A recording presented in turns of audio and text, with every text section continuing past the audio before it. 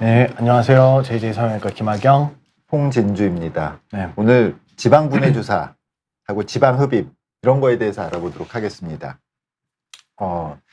원래 조각 주사, 또 뭐 광대 주사, 뭐 윤곽 주사, 또 무슨 캣 주사, 뭐 이런 식으로 주사로 지방을 줄여준다라는, 지방을 줄이고 뭐 얼굴의 볼륨을 줄인다라는 얘기들이 많아서 사실 그게 효과가 있는지 없는지 아는 의사들이 좀 약간 좀 의견이 갈리는 부분이에요. 그래서 저는 이 지방 분해 주사의 전문가는 당연히 아니죠, 사실. 근데 거기에 대해서 조금 알아봤습니다. 그리고 그게 어떤 식으로 임상에서 쓰이고 또 지방 흡입과는 어떻게 달리 쓰이는지에 대해서 좀 알아봤습니다. 네. 첫 번째, 지방 분해 주사가 효과가 과연 있을 건가에 대해서 좀 이제 얘기를 드릴게요. 이게 없다고 그러는 의사도 많고요. 사실 저도 옛날에는 지방 분해 주사 효과 없다고 많이들 얘기했어요. 근데 사실 이제 제가 다시 한번 좀 찾아보고 보니까 지방 분해 주사에 대해서 좀 다른 새로운 면을 알게 됐습니다.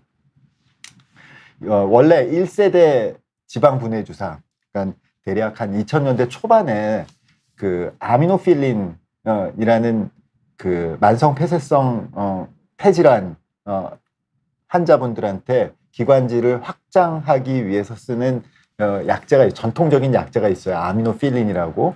예, 근데 그 아미노필린을 국소적으로 지방층에 넣으면 지방 분해가 촉진된다는 논문이, 그래서 지방 흡입 안 해도 되지 않느냐라는 논문이 사실은 제대로 된 학술지에 많이 나왔어요. 그래서 2000년대 초반에는 이 아미노필린을 가지고 지방 분해 주사로 사용을 했어요. 근데 사실 생각보다 효과가 너무나 적었죠. 지금도 쓴다고 그러더라고요. 네. 네. 그 다음에 나온 2010년대쯤 나온 주사들이 뭐냐면 직접 지방세포의 세포막을 파괴하는 약제들이에요. 그래서 이멀시피케이션이라고 해서, 그러니까 지방을 녹이는 거죠. 녹이는 형태의 주사들이에요. 그러니까 이게 대개는 그 계면활성제라고 하죠. 원래 지방하고 물은 섞이지가 않잖아요. 근데 그 지방하고 물을 섞이게 해주는 것들을 계면활성제라고 하는데, 그 계면활성제 계열의 주사들이 있어요. 그 약제들이 있어요. 그게 예전에 제일 많이 쓰이던 게 뭐냐면 PPC 주사라고, 이게 포스파티딜 콜린이라는 주사예요. 이게 뭐 콩에서 뭐 레신틴이라는 물질에서 추출한 거라고 이제 얘기하는데, 이게 이제 계면활성 작용을 통해서 지방을 녹여서 물로 내보낼 수 있다라는 거고, 브리트니 스피어스라는 미국 가수 아시죠? 그 사람이 살 뚱뚱하게 쪘다가 쭉 빠져서 효과가 좋았다. 그래서 브리트니 스피어스 주사라고 해서 한국뿐만 아니라 미국에서 굉장히 세계적으로 굉장히 선풍적인 인기를 끌었는데, 사실 부작용이 꽤 많이 나타나고, 또 이게 원래는 이 PPC 주사가 생산된 것이 간성 혼수를 도와주는 간성 혼수 환자, 간 혼수 환자들의 그 상태를 호전시키기 위한 보조 치료제였는데, 의사들이 이렇게 다른 용도로 쓰이죠. 이런 걸 오프라벨 프리스크립션이라고 해서 그 용도 이외로 의사들이 쓰는 걸 이제 그 오프라벨 프리스크립션이라고 하는데, 그런 식으로 용도 이외에 사용됐죠. 그래서 사실 어떻게 됐냐면 홈페이지에다가 이 PPC 주사 올리면은 보건소에서 연락 왔어요. 하면 안 된다고. 그러니까 써도 돼. 주사는 놔도 돼. 그러나 이걸 가지고 좋다고 광고를 하거나 그러면 안 돼. 네, 그러다가 2015년에 금지됐어요. 2015년인가? 네, 금지됐어요. 이게 부작용이 많이 나와서. 그래서 이게 항상 약이라는 건 비슷한 계열의 약이 있거든요. GPC 주사라고. 이것도 거의 비슷한 인지질이에요.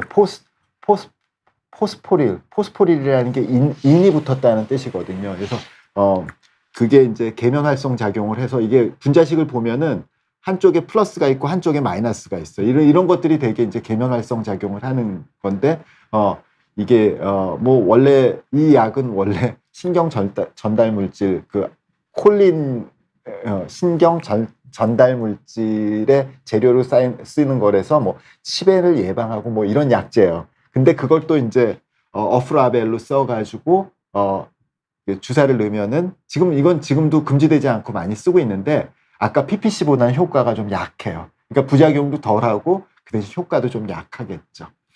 그러다가 드디어 2015년에 미국에서 FDA 공인을 받은 주사가 나와요. 이것도 거의 비슷한 계열이야. 아까처럼 계면 활성 작용, 그러니까 물과 기름을 섞는 작용을 통해서 지방세포를 직접 터트리는 그런 방법이거든요. 이게 디옥시콜릭 애시드라고 그 우루사 같은 성분이에요. 우루사랑 비슷한데 우루사는 그 앞에 다른 분자식이 조금 다르죠. 약간 되는데 비슷해요. 그래서 2차 담즙산이죠. 우리 그 생물, 요새는 생명과학이라고 그러죠. 거기 이제 소화 파트를 보면 내가 아직도 기억나는 게 우리 장에서 소화 효소가 뭐 탄수화물을 분해시키고 뭐 단백질을 분해시키고 그런 게 있는데 지방을 분해시키는 그 소화효소는 담즙산만 있었다고 그때. 그 담즙산이 바로 그 디옥시콜릭 애시드인데 어쨌든 이게 그 지방을 분해하는 효과가 있다고요. 그래서 이 지방을 분해하는 이 디옥시콜릭 애시드를 주사를 놓으면은 지방세포가 그냥 뻥뻥 터진대요.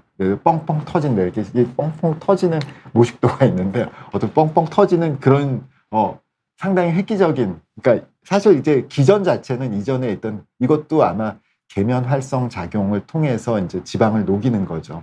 근데 그래서 나왔어요. 그래서 되게 비싸게 팔았어요. 그래서 한 번 시술할 때마다 한 120만 원에서 150만 원.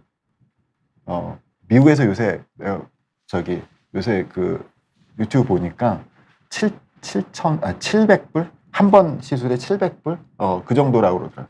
근데 역시 우리나라의 LG 화학에서 이거와 동일한 그 제품을 냈더라고요. 이게 원래 미국에서 들어온 이 카이벨라라는 거는 엄청 비쌌거든요. 그래서 지금 저렴한 벨라콜린이라는 제제가 나왔어요. 그래서 실제로 이건 FDA에서 공인됐고 효과가 있는 걸로 알려져 있어요. 그래서 결론은 일단 1차 결론은 지방 분해 주사는 효과가 있어요. 예, 분명히 지방이 줄어드는 효과가 있어요. 그래서 그러면은 이 지방 분해 주사를 그러면은 앞으로 지방 흡입 같은 거 안 해도 되겠네. 예, 그런 게 아니고 이제 이 지방 흡입과 지방 분해 주사 어떤 거를 어떤 식으로 써야 되는지 먼저 그 지방 흡입에 대해서, 특히 얼굴의 지방 흡입에 대해서 우리 김 원장님이 한번 알려드리겠습니다. 네. 우리가 이제 지방 흡입을 얘기하는 게 결국 우리가 미인을 말할 때 얼굴형이 중요하기 때문이고요. 아름다운 얼굴형이란 일반적으로 부드러운 곡선의 계란형 얼굴을 이야기하고요. 깔끔한 턱선과 목선이 있는 경우 아름답다고 말할 수 있습니다. 우리가 얼굴형을 이루는 것은 첫 번째가 뼈 모양이고 두 번째가 뼈를 덮고 있는 살입니다. 만약에 정말 뼈가 각이 져서 사각형의 얼굴을 가진 경우라면 뼈를 다듬는 윤곽 수술을 해야겠지만 사실 생각보다 뼈가 넓어서 얼굴이 넓은 경우는 별로 없습니다. 그것보다 이제 살이 두툼해서 얼굴형을 망치는 경우가 많습니다. 다들 살이 빠지면 얼굴도 갸름해지고 이목구비도 살아나는 것을 보시면 될 것 같습니다. 그래서 우리가 이런 살을 빼는 이런 얼굴의 살을 제거하는 수술이 얼굴 지방 흡입인데요. 얼굴 지방 흡입의 목표는 V라인을 만드는 것이고 얼굴의 모든 부분을 하는 것이 아니라 보통 세 군데를 집중적으로 흡입을 합니다.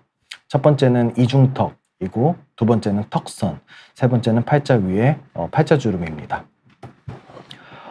이중턱 부위는 얼굴의 가장 아랫부분이고 그렇기 때문에 중력의 영향을 많이 받아서 이중턱 지방과 그로 인한 턱 처짐이 아주 잘 발생하는 부위입니다.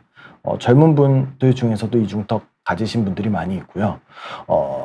얼굴형이 갸름해 보이는데 방해를 하기 때문에 가장 많이 지방 흡입을 하는 부위입니다.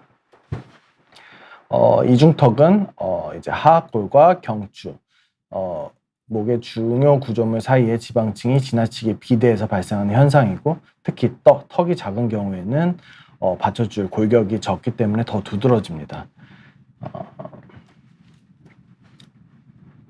이중턱 지방 흡입은 턱 밑에 작은 구멍을 낸 뒤에 지방을 녹이는 용액을 주입하고 얇은 캐놀라로 지방 흡입을 시행합니다. 만약에 턱의 뒤쪽까지 지방이 있는 경우에는 귀 밑에 추가적으로 구멍을 내는 경우도 있습니다. 일반적으로 Suction Assisted Liposuction이라고 해서 흡입력이 있는 지방 흡입 기계를 이용해서 물리적으로 뽑는 방법을 가장 많이 사용하고 있습니다. 우리가 지방 흡입을 하면 피부가 처진다고 생각을 하시는 분들이 많습니다. 이중턱이 있는 분들은 목의 피부가 그림과 같이 앞으로 나와 있습니다. 이때 지방을 흡입해서 없애버리면 목 부위의 부피가 줄어들고, 그러면 피부가 안쪽으로 부착되게 되고, 이런 경우에는 피부가 더 많은 부분 부착되게 됩니다. 즉, 피부에 탄력이 어느 정도 있다면 피부가 처지는 것이 아니라 피부가 목 뒤로 달라붙으면서 처짐 없이 라인이 개선되게 됩니다. 우리가 종종 피부에 탄력이 많이 떨어지신 분들 같은 경우에는 우리 아큐스컬프 레이저를 이용하기도 하는데, 아큐스컬프 레이저는 두 가지 작용을 합니다. 첫 번째는 지방을 녹이는 작용도 해서 지방 흡입 대신 사용하기도 하고요. 두 번째는 레이저로 지방을 녹이는 과정에서 피부 진피에도 자극이 돼서 피부를 수축시키는 작용이 있습니다. 탄력이 떨어지신 분들 같은 경우에는 물리적인 지방 흡입과 함께 아큐스컬프 레이저를 같이 사용해서 목의 피부 탄력을 증진시키고 처짐 없이 수축시키기 위해 사용하기도 합니다. 만약 피부의 탄력이 너무너무 작아서 아큐스컬프 레이저를 이용해도 자연적으로 턱 아래 피부가 턱에 바짝 유착되기 힘들다고 판단되면 목 아래 피부를 실을 이용해서 물리적으로 붙이는 과정을 같이 시행하게 됩니다. 우리가 목 부분에는 일반적인 실보다는 엘라스틱 굼이라는 폴리에스테르와 실리콘 조합으로 되어 있어서 인체에 해가 없다고 알려져 있는 탄력성을 가지고 있는 실을 사용하게 됩니다. 목 부분은 아무래도 유동적이기 때문에 목 라인에 가장 자연스럽게 적합합니다. 수술 방법은 귀 뒤쪽에 1cm 정도의 절개가 들어가게 되고, 이곳으로 실을 넣어서 턱선의 가장 깊은 부분을 지나서 목의 반대쪽 귀까지 갔다가 다시 돌아오는 방법으로 수술을 시행하여 턱과 목이 이루는 물리적인 각도를 만들어줍니다. 마치 목걸이를 하는 모양과 비슷하다고 해서 목걸이 엘라스틱 굼이라고도 합니다. 결국 피부에 탄력이 떨어지는 이중턱에서는 아큐 레이저를 이용한 지방 흡입 혹은 목걸이 엘라스틱 굼을 같이 시행해서 해결하고 있습니다. 우리 턱 밑에 지방 흡입 후에는 위에 피부와 아래 조직이 딱 달라붙을 수 있도록 이런 리프팅 밴드를 착용하게 되고요. 목은 많이 움직이는 부위이기 때문에 1, 2주는 가능한 턱 밑을 부착할 수 있는 땡기미를 이용하는 것이 붓기나 멍드는 것을 방지하며 좋은 결과를 볼 수 있겠습니다. 두 번째는 우리 턱 라인의 지방 흡입입니다. 우리가 갸름한 얼굴형에서 가장 중요한 것 중에 하나가 이 턱선, 턱 라인입니다. 턱뼈를 덮는 피하 지방이 많으면 얼굴 라인이 살지 않고 뭉툭해 보입니다. 비교적 젊은 분들은 턱 라인의 지방 흡입만 해도 피부가 달라붙으면서 아래 턱뼈 라인이 살아나는 효과를 볼 수 있고, 또 중년이 넘어서 이전에 이식했던 지방이나 이물질들이 처져서 두툼한 경우도 있습니다. 이런 경우에는 지방 흡입으로 볼륨을 제거하면서 추가적으로 리프팅 수술이나 시술을 같이 하여 남는 피부를 당겨줘야 턱 라인이 살아나는 효과를 볼 수 있습니다. 세 번째는 팔자 위쪽이 두툼하신 분들입니다. 팔자 주름이 생기는 원리는 볼의 느슨한 조직이 무게중심이 아래로 이동하다가 팔자 주름이라는 경계선에서 언덕처럼 모이는 현상입니다. 턱 라인에서는 지방이 처져서 얼굴이 사각형 모양으로 보이게 한다면 팔자 주변에서는 팔자주름이라는 경계 위에 팔자주름이라는 언덕처럼 지방이 모이게 됩니다. 얼굴이 처지면서 팔자주름 윗부분이 두툼해졌다고 한다면 리프팅과 같이 팔자 윗부분에 지방 흡입을 고려할 수 있습니다. 그리고 또 비교적 젊은 분들에게 있어서 팔자 윗부분에 지방이 많으신 경우에는 팔자주름 윗부분의 지방 흡입을 단독으로 고려할 수도 있습니다. 팔자 윗부분은 비교적 범위가 작은 부위로서 기계를 이용한 지방 흡입보다는 지방 추출 주사라고 하죠. 주사에 음압을 걸어서 조심스럽게 흡입하는 방법을 이용하고 있습니다. 혹은 부위가 작다 보니 조금 더 부드럽게 지방 제거를 위해서 아큐스컬프 레이저를 이용하는 방법도 있습니다. 네. 그러니까 얼굴에서 지방 흡입은 사실 이제 안면 신경을 손상받을 수 있기 때문에 사실 이제 주의해야 되는데, 사실은 대부분의 경우에 안면 신경은 얼굴의 깊은 층에 고정이 돼 있어요. 그리고 지방층은 바깥쪽에 이렇게 잡으면 이렇게 당겨진다고. 그래서 사실 얼굴 지방 흡입할 때 안면 신경이 다칠 확률은 정말 낮아요. 그러니까 진짜 이 해부학적인 구조를 너무나 모르는 그런 의사가 하지 않는 이상은 얼굴의 지방 흡입은 매우 안전한 수술이죠. 근데 얼굴의 지방 흡입을 하는 거는 조금 한계가 있거든요. 그래서 얼굴 지방 흡입 자체만 단독으로 했을 때는 효과가 좀 약할 수가 있어요. 그래서 대개는 과거에는 이제 안면거상, 이 얼굴 지방 흡입이라는 것을 안면거상, 그러니까 절개 리프팅, 안면거상을 가지고 이랑 같이 동반해서 하는 경우가 많았는데요. 최근에는 그거보다 조금 더 간단한 방법, 아까 우리 김학영 원장님이 잠깐 소개해드렸지만 뭐 간단한 방법과 하고 지방 흡입하고를 같이 합쳐서 같이 동반해가지고 그렇게 아까 거창한 안면거상 같은 절개 리프팅이 아니라 조금 더 간단한 시술하고 지방 흡입을 같이 이렇게 결합을 해서 또 부담은 적지만 효과는 괜찮은 그런 거상이라기보다는 또 시술, 요 거상과 시술의 중간 영역에 있는 시술들을 많이 하고 있고, 그런 걸 그냥 대개는 뭐 이게 딱 나온 단어는 아니지만 그냥 하이브리드죠. 절개도 아니고 또 간단한 실 리프팅도 아니고 그 하이브리드에 해당하는 하이브리드 거상이라고 해서 한 그거 2가지 정도를 소개해 드리도록 하겠습니다. 아까 말씀드린 이 턱 밑에 있는 부분이에요. 사실 이렇게 그냥 젊은 사람들의 이중턱은 뭐 그냥 지방 흡입만 해도 많이 좋아져요. 근데 이렇게 나이가 드셔서 이 안쪽에 있는 조직이 아래쪽으로 내려와서 가라앉은 경우에는요, 어떤 현상이 생기냐면, 아까 김학영 원장님도 잠깐 말씀하셨지만, 원래는 피부가 이렇게 안쪽까지 안쪽까지 다 덮고 있어요.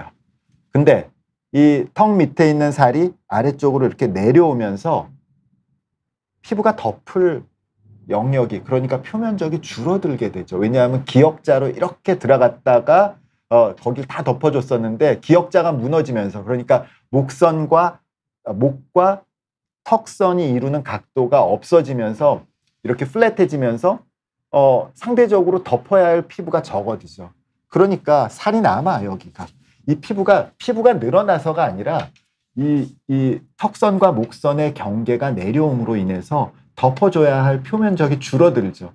그러니까 그 부분, 옆쪽 부분에 이런 주름이 생기는 거죠.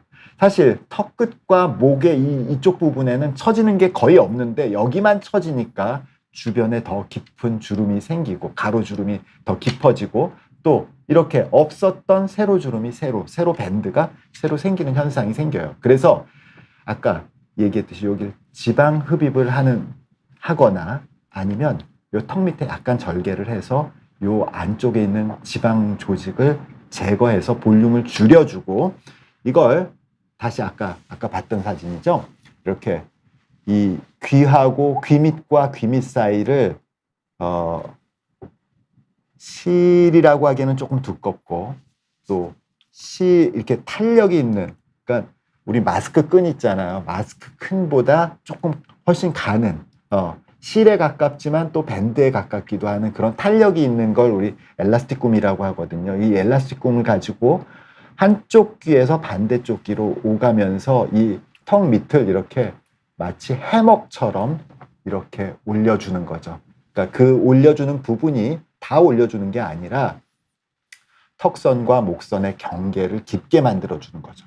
그러면 아까 바깥쪽으로 이렇게 내려왔던 피부가 안쪽으로 당겨 들어가면서 더 깊은 내면을 감싸게 되니까 이제는 피부가 남는 게 없는 게 되죠. 그래서 이 아래쪽에 있는 주름도, 이 아래쪽에 있는 주름도 좋아지고 위쪽에 있는 이렇게 세로로 내려와 있는 주름도 개선이 되죠. 물론 목이라는 게 기본적으로 특히 가로주름은 있는 거거든요. 근데 그게 이제 이중턱이 되거나 이 턱 밑이 내려앉으면서 가로주름이 깊어지는 것을 이렇게 턱선의 경계를, 턱선과 목선의 경계를 깊게 만들어줘서 펴주는 그런 효과가 있고요. 이게 이제 부분적으로는 절개가 들어가지만 실의 도움도 받고 또 지방 흡입, 또 지방 제거의 도움을 받기 때문에 이게 실리프팅처럼 간단하진 않지만 또 그렇다고 않지만 실리프팅보다 훨씬 더 효과는 낮고 또 절개 리프팅처럼 이렇게 부담스럽지 않은 장점이 있습니다.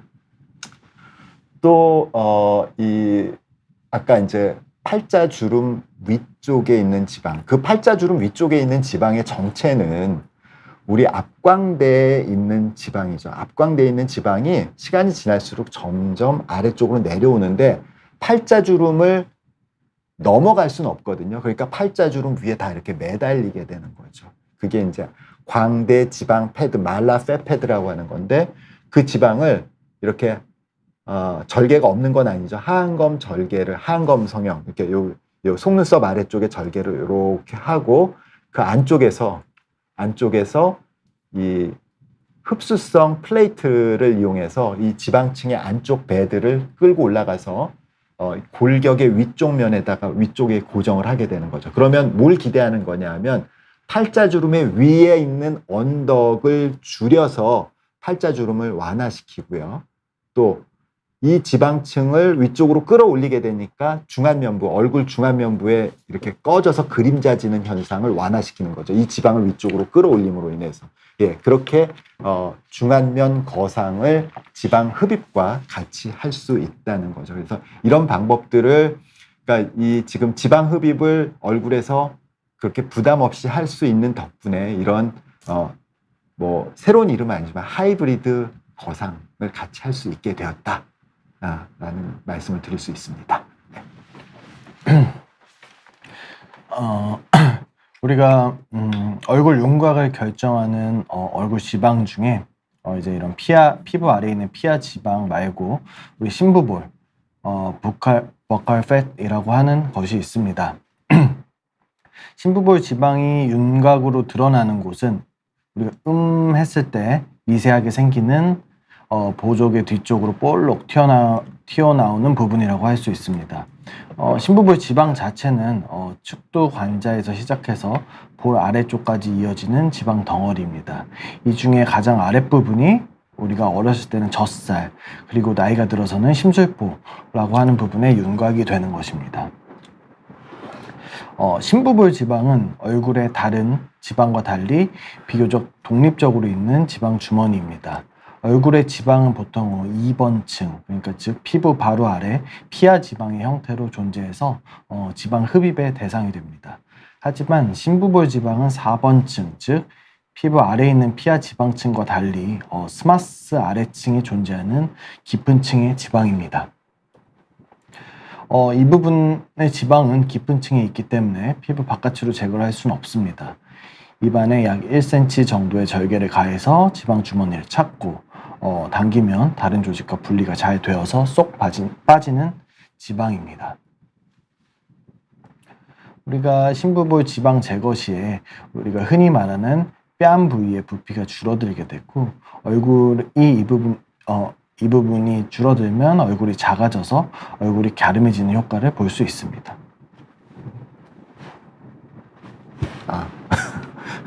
이게 심부볼의 위치가 어디냐고 이제 물어보시는데, 심부볼 이게 유명한 수술이고 사실은 성형외과 다니는 직원들은 다 이거 했어. 내가 보기에 성형외과 다니는 젊은 직원들은 다 이거. 왜냐하면 되게 간단하거든. 그리고 이제 아까 입안 쪽으로만 하셔야 된다고 그랬는데, 사실 이제 김학영 원장님이 저기 안면거상 할 때는 바깥쪽으로도 많이 하죠. 그쵸. 바깥쪽으로. 네. 그러니까 바깥쪽으로도 네. 바깥쪽으로 한다는 거는 안면거상이라는 걸 들었을 때 이제 바깥쪽으로만. 고수들은 주로 바깥쪽으로 하고 그래요. 근데 이게 어디냐, 위치가 어디냐 하면은요, 위에는 광대 뼈죠. 아래는 아래 턱이죠. 그럼 캐스터네트처럼 이렇게 왔다 갔다 이렇게 하면서 우리가 말을 하는 거잖아요. 그 사이에 있는 이 공간, 그 사이에 있는 공간이 이렇게 골고루 있거든요. 그러니까 위에 있는 광대하고 아래에 있는 아래턱의 중간 공간에 있는데, 젊은 사람들은 그게 빵빵한 패딩처럼 이렇게 있어. 근데 늙으면은, 나이가 드시면은 그게 아래쪽으로 내려가겠죠. 근데 지금 요 경계선, 요 마리오네트 라인을 넘어가진 못하거든요. 아까도. 넘어가진 못하니까 거기 가서 걸리는 거예요. 그래서 마리오네트 자체가 심부볼은 아니에요. 그렇지만 마리오네트보다 살짝 위쪽에 있는 부분, 특히 나이가 드신 분들, 마리오네트보다, 지금 이 사진에서 이건 젊은 사람들이고, 나이가 드신 분들은 요 아래쪽으로, 여기 마리오네트보다 약간 위쪽으로 고이게 돼 있어요.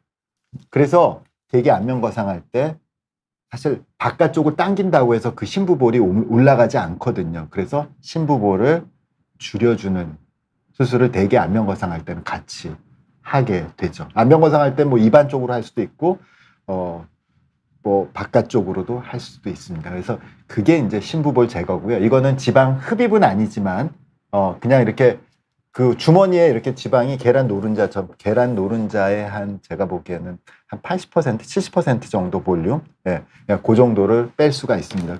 젊은 사람들도 여기 이게 살 많은 사람이 이게 너무, 그러니까 지방 흡입보다도 더 간단하기 때문에 젊은 사람들, 특히 이제 성형외과에 근무하는 얼굴살 많은 사람들은 거의 이거 했다고 보면 돼. 네. 그래서 그런 거고. 네, 이제 이 지방 분해 주사하고 지방 흡입하고 이제 제가 비교해 드릴게요. 그 전에 이 지방 흡입은요, 어떤 게 있냐면 바깥쪽에서 이렇게 그러니까 이렇게 빨아들이는 거예요. 빨아들여서 이렇게 안쪽에 있는 지방을 빼내는 거죠. 지방이라는 게 이렇게 빨아들일 수 있게 되지는 않지만 그 액체와 고체의 중간 정도 상태이기 때문에 그렇게 쉽게 빨아들이지는 않죠. 그렇지만 그 부분을 지방세포를 터트려요. 지방세포를 터트리고 그 지방세포 자체가 터지진 않아도 지방세포가 이 귤처럼 이렇게 서로 이렇게 붙어있는 그 알갱이들을 다 서로 붙어있는 걸 떼서 물에 둥둥 뜨게 해줘. 예전에 봉봉 오렌지 그런 식으로 지방세포를 하나하나 이렇게 분리를 해서 그걸 쭉 빼죠. 쭉 빼가지고 그 세포를 잘 살려서 다시 넣으면 지방 주입이 되는 거죠. 그러면 이 지방질은 어떻게 되냐면 여기서 잘 안 나와 있긴 한데 요렇게 빈 공간이 어떻게 되냐면 그 안에 흉살이 생기는 거예요. 흉살이 생겨서 그 흉살은 쪼그라들거든요. 그러니까 흉터가 생기면은 쪼그라들어요. 그 안쪽에 골고루 흉살을 만들어서 쪼그라뜨리는 거예요. 그래서 나중에는 딱딱해져요. 그 안쪽에 있는 지방층이 딱딱해지죠. 딱딱해지면서 볼륨이 줄어들게 되는 거죠. 그러니까 지방을 제거하면서 그 내부에 흉살을 만들어 주는 거예요. 사실 지방 분해 주사가 아까 이따가도 말씀드리겠지만 지방 분해 주사는 바로 그 흉살을 만드는 게 적어요. 그래서 지방 분해 주사의 단점 중에 하나가 줄이긴 줄였는데 이 딱딱해지지 않으니까 유착이 안 생겨. 그래서 아까 턱 밑에서 지방 흡입을 하면 이렇게 처지지 않나요? 예. 바로 그 지방 분해 주사 계통의 주사를 맞으면은 여기가 느슨해져요. 그러니까 마치 이게 이 지방 흡입이나 아까 그 레이저 지방 흡입 같은 레이저 그 아큐스컬프를 하게 되면 위쪽으로 딱 달라붙는 힘이 강한데, 왜냐하면 저 안쪽에 그 원래 지방이 있던 층에 흉살이 생기기 때문에. 그런데 이 지금 그 지방 분해 주사는 저 흉살이 생기긴 생기는데 되게 조금 생긴대요. 그래서 그런 단점이 있고요. 요거는 이제 제가 시간이 남으면 보여드리려고 했는데 아큐스컬프예요. 이거 잠깐 보여드릴게요. 이게 다음에 지방 분해 주사의 단점이 뭐냐면요, 비용이 제법 비싸요. 저기 그 아큐스컬프는 저기 카이벨라라는 저 미국서 FDA 공인된 저 주사, 저게 미국서 맞으면 700불이래요. 700불 한 회. 그 7에 42, 2,400, 6, 7에 600만 원, 700만 원. 그게 사실은요, 턱 밑에 지방 흡입은요, 그렇게 비싸지 않거든요. 그렇게 비싸지 않거든요. 그래서 이 코스트가 첫 번째 문제고요. 그리고, 우리 지방 흡입하면 무섭다고 그러잖아요. 근데 이거 주사 맞으면 통증, 그리고 멍한 느낌, 버닝 센세이션, 이렇게 타는 듯한 느낌, 이거, 생길 수 있대요. 그게 사실은 그러면은 지방 흡입보다 나을 게 하나도 없는 거지, 사실은. 지방 흡입은 오히려 그렇게 통증이 심한 건 아니고, 통증이 있다 하더라도 일주일 안에 뭐 좋아지거든요. 그리고 회복 기간이 길어요. 아까 6번을 한 달 간격으로 맞아요. 한 달 간격으로 맞는다는데, 저 맞아봤거든요, 한번. 처음에 맞아봤거든요. 근데 문제가 주사를 맞으면 붓잖아요. 무조건 붓잖아요, 처음에는. 턱 밑이 부으니까, 제가 토요일 날 맞았는데 월요일 날 출근하려고 보는데 이게 밑으로 내려와 있어. 부으니까 내려와 있어가지고 원래보다 훨씬 더 내려와 있는 거야. 월요일 날 출근하려고 그러는데. 그러니까 수술은 안 해서 좋은데 이게 붓기는 내려온 거고, 그 붓기가 한 일주일 정도 가더라고요. 근데 그거를 6번 해야 된다는 얘기잖아.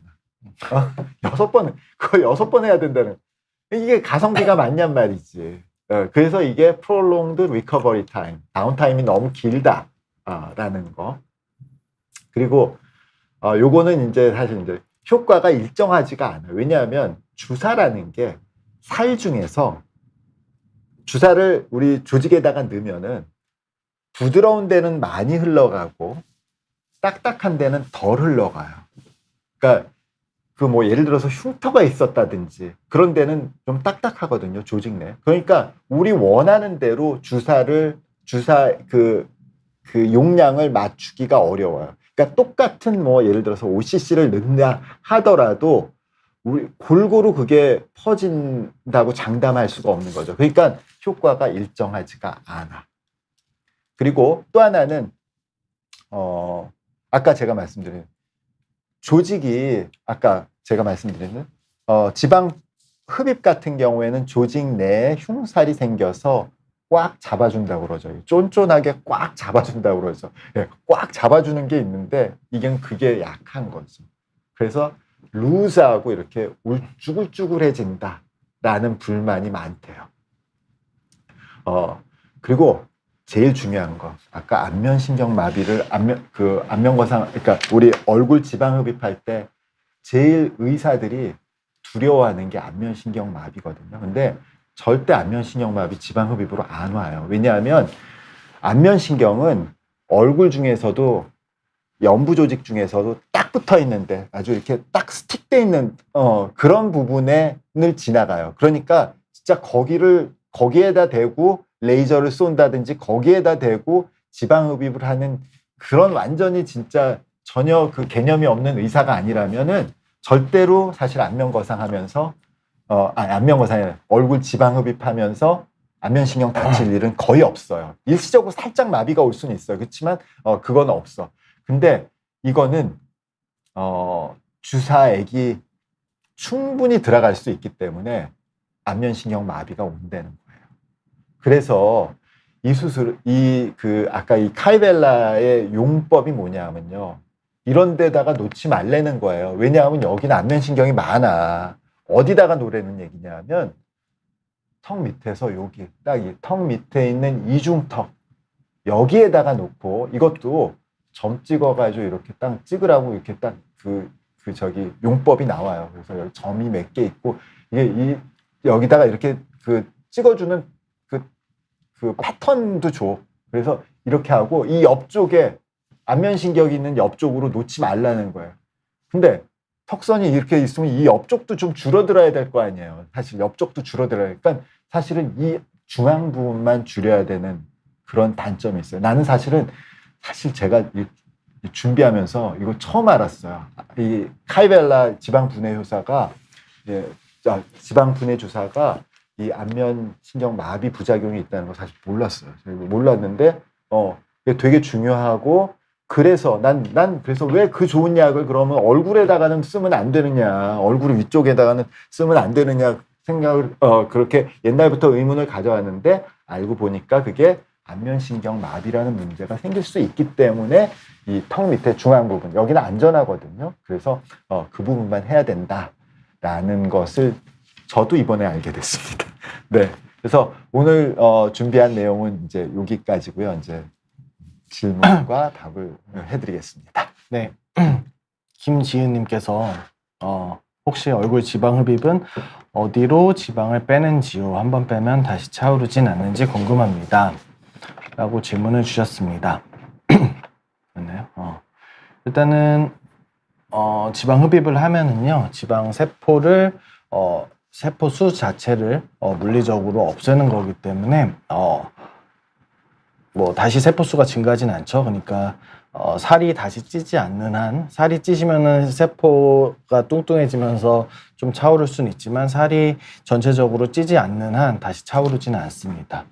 그리고 얼굴에 지방 흡입을 하는 구멍은요, 목 같은 경우에는 보통 턱의 중간 부분에 작은 구멍을 내서 흡입을 하고, 만약에 뒷부분까지 흡입을 하고 싶으면 귀 아래 추가적으로 구멍을 뚫고요. 그리고 얼굴 부분은 이제 빼고 싶은 부위에 따라서 그 근처에 구멍을 내고 지방을 뽑고 있습니다.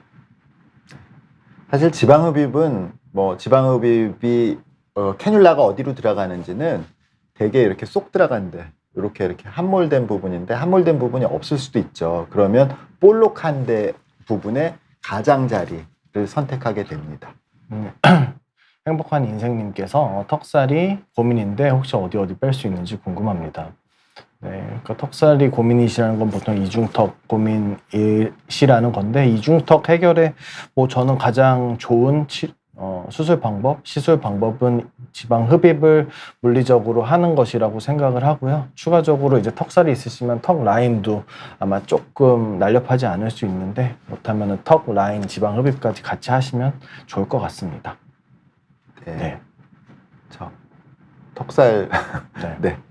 네, 다음 막내님께서 지방 분해 주사랑 지방 흡입 중에 어떤 게 더 효과가 좋은가요? 라고 질문을 주셨습니다. 네, 저는 성형외과 의사고 사실 지방 분해 주사를 뭐 지금 시술을 하고 있지는 않고, 뭐 일단은 지방 흡입의 효과가 훨씬 좋다고 생각을 하는 편인데, 그러니까 제가 네, 오늘 네, 말씀드린 게 그거죠. 그래서 네. 지방 분해 주사가 효과 있어요. 분명히 효과 있어요. 근데 제일 문제가 아까 그런 문제들이고, 또 하나 문제가 지방 분해 주사를 효과가 있게 놓으려면 오히려 회복 기간이 더 길다라는 그런 거니까, 사실 지방 흡입이 생각보다 이 소규모로 할 때, 예를 들어서 예전에 지방 흡입 사고가 많았어요. 지방 흡입 사고가 많아서 지방 흡입이 진짜 사고의 대명사처럼 해서 되게 무서웠다고. 그건 어떤 거냐면, 예를 들어서 체중이 많이 나가는 분들 있잖아요. 고도 비만 분들. 사실 이제 고도 비만 분들의 해결 방법은 지방 흡입과 그 위 밴드 수술이죠. 사실 둘 다 좀 만만치 않은 수술이잖아요. 그러니까 일단은 고도 비만을 가지신 분들은 심장 기능이 굉장히 무리가 와 있는 분들이 많죠. 네, 그래서 지방 흡입 볼륨을 갑자기 이 체지방을 줄이는 것도 사실 부담이 되는 거고, 그래서 사실 그런 부분에서 좀 만만치가 않았어요. 근데 부분적으로 좀 건강한 분들에게 부분적으로 하는 것은 크게 문제가 안 되고요. 사실 요즘 들어서 사실은 지방을 쭉 빼주는 데가 있어, 완전히. 그런 병원. 완전히 지방을 완전히 진짜 통닭처럼 기름 빠진 전기 통닭처럼 쭉 빼준다는 데가 있어. 그런 데는 약간, 그런 데서 결과를 보면은 피부가 너무 울퉁불퉁해. 나중에 한번 제가 오늘은 사실은 얼굴 지방 흡입에 관한 거라서 이제 사실은 그 주제하고 약간 벗어나긴 하는데, 그렇게 너무 많이 빼면 아까 지방 흡입을 하면은 그 안쪽에 흉살이 생긴다고 그랬죠. 너무 많이 빼면 그 흉살이 바깥쪽으로 드러나 보이게 되는 문제가 생기게 되고, 그게 마치 진짜 너무 많이 빼면 어떤 일이 생기냐면요, 파충류의 껍질같이 된다라는 그런 표현을 저는 사실은 그 사진을 보고 그런 느낌을 받았거든요. 그래서 그런 거는 되게 주의해야 된다고 생각해요. 근데 지방 흡입을 볼륨을 어느 정도 줄여주는 목적으로 사용할 때는 안전합니다. 걱정 안 하셔도 됩니다. 네. 호두님께서 윤곽 수술을 했는데 턱 밑에 살이 많아서 지방 흡입 수술 고민하고 있다고 합니다. 수술 한 달 되셨고 지방 흡입해도 문제가 되진 않을까요? 라고 질문 주셨습니다. 일단은 지금보다는 조금 더 잠붓기도 빠지고 안정화된 후에 수술하는 게 좋을 것 같고요. 일단은 얼굴 수술을 하면은 목 쪽이 붓습니다. 이렇게 붓기가 내려오기 때문에 그게 정말 지방이 많은 건지 붓기가 있는 그렇죠. 건지 이런 것도 좀 구분을 해야 되고, 그리고 윤곽 수술을 한 달 됐으면 아직 조금 안쪽 조직이 안정화가 안 됐다고 생각하기 때문에 조금 미루시는 것이 좋을 것 같습니다. 네, 1년 있다가 하시는 게 좋을 것 같습니다. 네, 1년. 네. 그다음에 알콩달콩님께서 얼굴에 살이 있어서 다이어트 하고 있는데 턱 밑은 안 빠집니다. 이런 경우에는 지방 흡입 바로 하는 게 좋을까요? 아니면 지방 분해 주사를 먼저 맞아보는 게 좋을까요? 지방 흡입을 바로 하시는 게 좋을 것 같습니다. 네, 제 생각은. 네. 네. 그렇죠. 그러니까 시간이 더 오래 걸려. 턱 밑에 그 시간이 더 오래 걸리네. 그러니까 회복 기간이 더 오래 걸려요. 네. 그런 문제가 있습니다. 그리고 다이어트 하는데 턱 밑 안 빠지면 이제 턱이 조금 작거나 그러실 수도 있으니까 그거는 네. 이제 성형외과 오셔서 한번 상담을 받으시면 좋을 것 같습니다. 알콩달콩님께서 턱 같은 밑 분이죠. 네. 턱 밑도 그렇고 턱 밑도 그렇고 귀 밑도 볼록하답니다. 네. 귀 밑은 상대적으로 효과가 조금 떨어집니다. 거기는 이게 턱 밑은 거의 한 80%가 지방이라고 하면은 귀 밑에는 침샘도 있고 또 지방층이 좀 얇아요. 우리 제거할 수 있는 건 지방이지 근육이라든지 다른 주요 장기는 아니거든요. 그래서 그 부분은 좀 한계가 있다는 걸 이해하셔야 됩니다. 네. 희님께서 30대 후반이고요. 볼처짐 때문에 지방 흡입 생각 중입니다. 같이 하면 좋은 수술이나 시술 추천해 주시길 바랍니다. 네, 이제 볼처짐 때문에 아마 여기에 이제 지방이 모여 있을 거라고 얼굴이 상상이 됩니다. 그러면은 일단은 이쪽 턱라인 쪽에 지방 흡입을 하시고요. 근데 이제 여기 볼륨이 빠지면은 이 얼굴의 처짐을 조금 개선 같이 해주시면 좋거든요. 같이 하면 좋은 수술은 이제 국소마취로 이렇게 안면 거상하는 수술 있습니다. 그거 괜찮으니까 여기 지방 흡입하면서 여기 부분 거상 해주시면 좋을 것 같습니다. 제대로 된 거상이죠. 그러나 네. 그 턱선에 집중하고 네. 효과는 더 좋죠. 네. 네, 실리프팅보다 훨씬 좋죠. 네. HS3314님께서 지방 분해 주사 3번 정도 맞았습니다. 3번 맞은 뒤에는 살이 빠져 보였는데 빠져 보이던 부분이 갑자기 찌면서 페임이 생겼습니다. 부작용인가요? 라고 질문을 주셨습니다.